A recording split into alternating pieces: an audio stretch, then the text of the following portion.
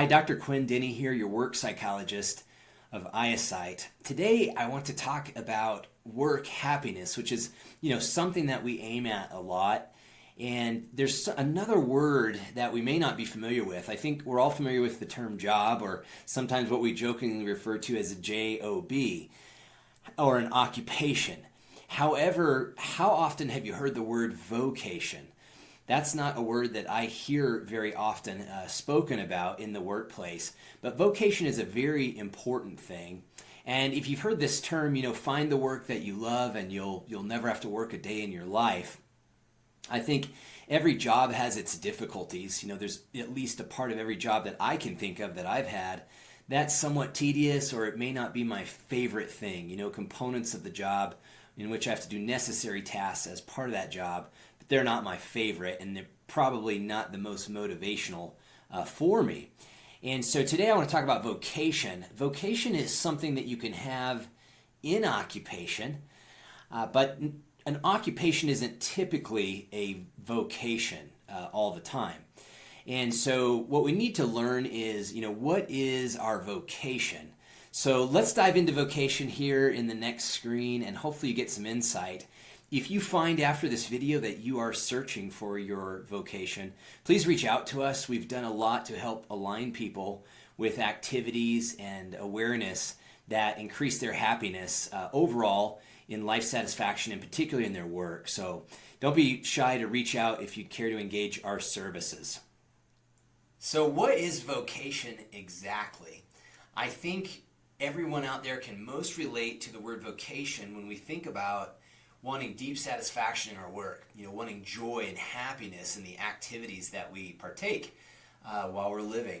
And so one of the things that I always hear, is I've got a job, it's so-so, I like my job, so to speak, it makes me money, but it's not something that, people necessarily wake up and get excited to go do in the morning. And that's more what we would call an occupation. And if we're, talking to these points here, an occupation is often a job that is survival based. We all need to make money. We all need to pay the rent, pay our utility bills, pay for vehicles, and, our basic survival needs. And that's what Maslow would have, called our hierarchy of needs.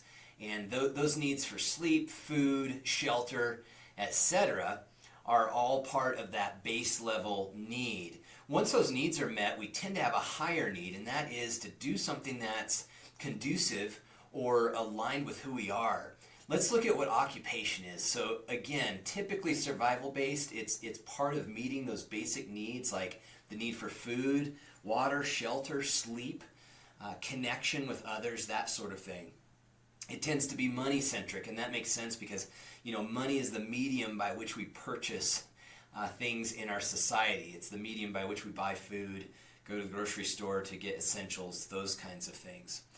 Also, our occupations are often driven by our socioeconomic backgrounds or families of origin. And by socioeconomic background, that's just a word detailing and saying, hey, monetarily, money-wise, what kind of a background did I grow up in?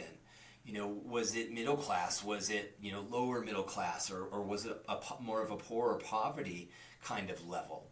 And so we don't choose what we're born into. We are faced with the life that we get. And so many times we're having to do what we need to do to survive. We may not have the privilege nor the resources that others are born into. And then also that plays into the occupation being circumstantial. So, where there may not be funds to do certain things or gain certain training, we may have to take the time to save the kind of money to do the things that we want to do in an occupation.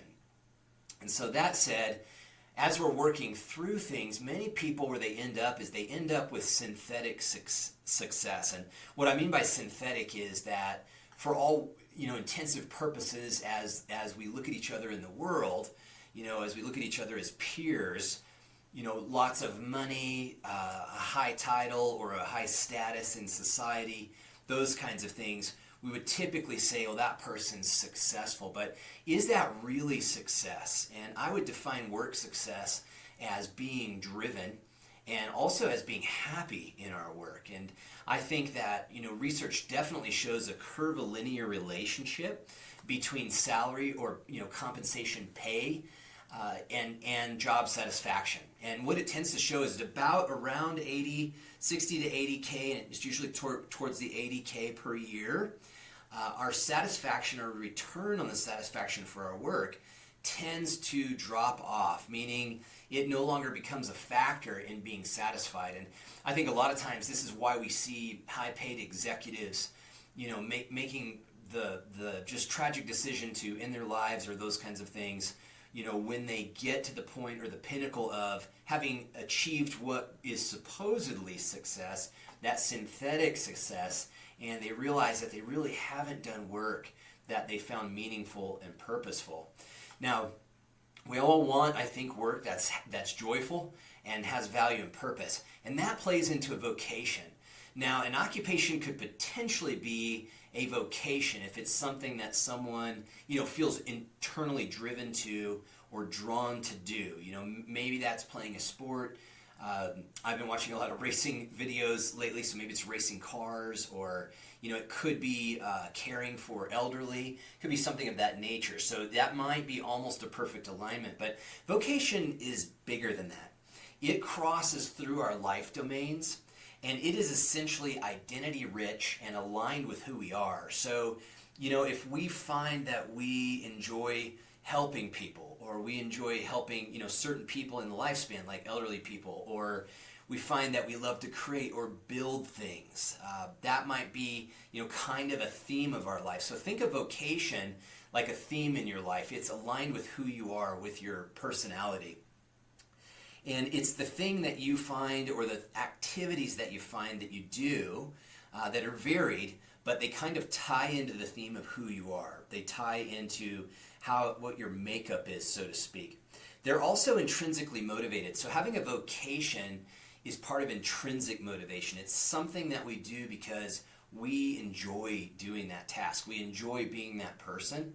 And we would, do that because the activity itself, being the way we are, is in itself rewarding. And that's where an occupation can crowd out what we call the crowding effect.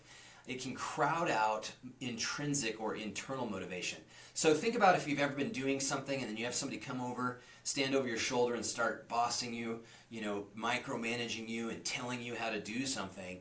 That kind of tends to drive out that internal motivation and create more of what we call an extrinsic motivation.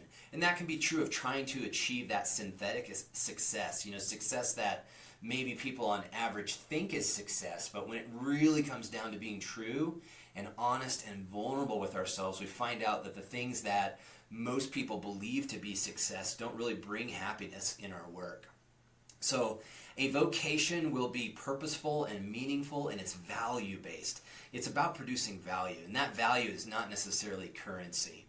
Also, we find that people who have a calling in their life or have discovered their vocation, they tend to be really happy when they're pursuing altruistic endeavors. And altruism is a factor on the Hexaco personality inventory we like to do.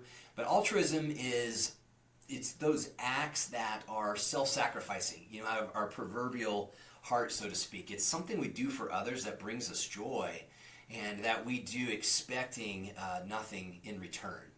And then also, once you find your vocation, it tends to, if you can use that vocation in producing currency or meeting those survival needs, it tends to make money a byproduct. So I always say we're in trouble in our business when we are focused solely on profits or solely on making money, because what tends to happen then is money becomes the measure of performance. And then if making money is the sole focus, we forget what we're supposed to be delivering to our end customer or client, the value we're supposed to be bringing, such as customer service. Maybe it's protection, maybe it's care, maybe it's growth or development or training, or providing a product that gives some kind of a benefit, that sort of thing. And so it's really important that we know our vocation. Also, vocation's about that self-awareness that I've alluded to here in the beginning of that right column of this slide. It is about knowing yourself well enough to understand what drains you, understand what motivates you or energizes you, and understand how those things play out all across your life domains. That's a vocation, or what some term, what's your vision or your mission or your calling? It's really, where are you living from your deep self? Where are you living from your makeup, from who you are, where that's aligning with the activities you're doing all across your life. And to give you an example, I thought I would be vulnerable and kind of share my vocation. It's been a process of discovery. Finding your vocation is often not easy. We learn, I think, in society, and particularly in money-driven, status-based kinds of societies, we learn to, shut down our proverbial heart. We learn to corner our feelings and to devalue emotions. We learn to put aside who we are, in order to be more rational, which is good. It's good to be logical and rational. I mean, courage is, if you think of courage, it's not recklessness, it's calculated risk. It's being aware of risk and our own fear and acting or behaving in a certain direction despite that fear. And when it comes to vocation, it takes time to slow down. One of the things you can do, I'll leave you a little tip. We have an article, I think, out on Facebook about this too. You can read about this in more detail, but I recommend, keep a zone journal. We've got a template. We're happy to send it to you at no charge. We often ask clients, and this is something I've done for myself in part of this discovery of vocation, is we ask clients to keep track of what's stressing them out. What do they enjoy, or what's draining and demotivating?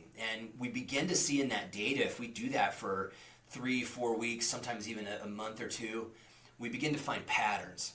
And so the activities that are draining and the ones that are motivating, where we feel like we're in that flow state or that high performance state, they tend to have patterns to them. And that tells us a lot about ourselves and what we do and don't enjoy. And we can kind of come up then with the themes for vocation. And so I've discovered mine, and I use this term swell so that I easily remember it.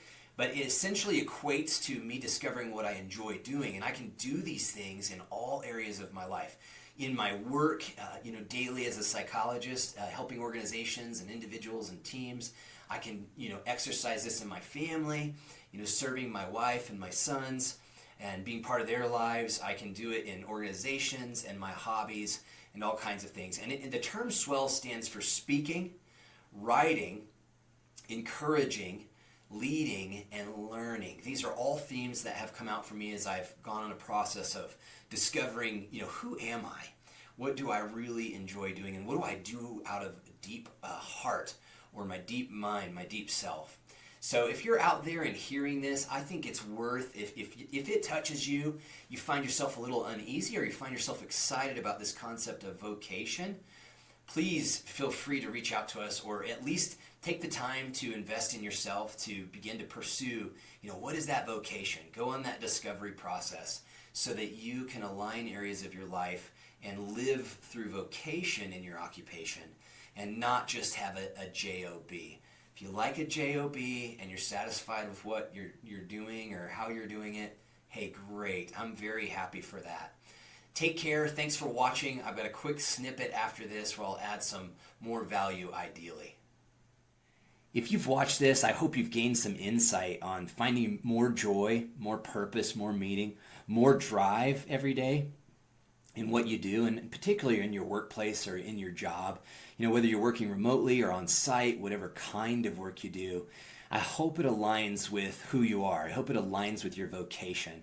And if you're feeling, like you don't have this, and why don't you, and a lot of other people do, I don't think that's true. I meet a lot of people, and I find it a rarity to find someone who really loves their work, who's really embedded in their work and enjoys what they do, and does it out of a sense of joy and meaning and purpose or calling, out of a mission or vision in their lives, living from kind of a deep-centered, focused position.